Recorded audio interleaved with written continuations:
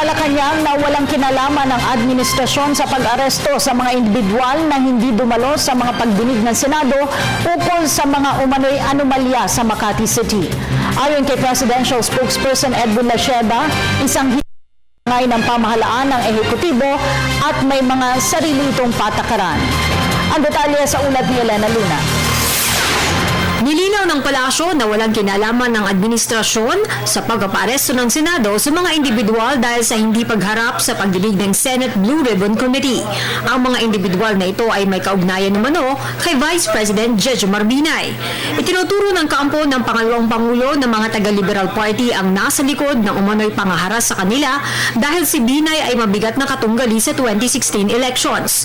Si Pangulong Aquino ng Partido Liberal. It's not politics, and to minimize everything as plain politics is a bit unfair to the institution. And this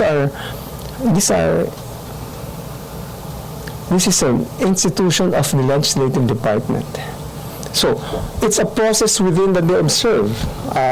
If it's all politics, then by force of logic, everybody should have been issued a warrant of arrest. But it's not. Ayon kay Presidential Spokesperson Edwin Lacheda, may mga sinusunod na patakaran sa Senado.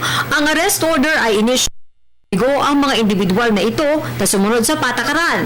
Wala aniyang pagkakaiba ang prosesong ito ng Senado sa ibang sangay ng pamahalaan gaya ng mga korte. It's not about politics, it's about the application of the rules in the Senate.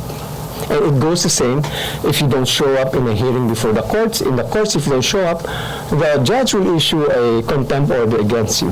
And if you don't respond, he will issue an arrest order for you as well. Martes, nilagdaan ni Senate President Franklin Drilon ang arrest order mula sa Blue Ribbon Committee.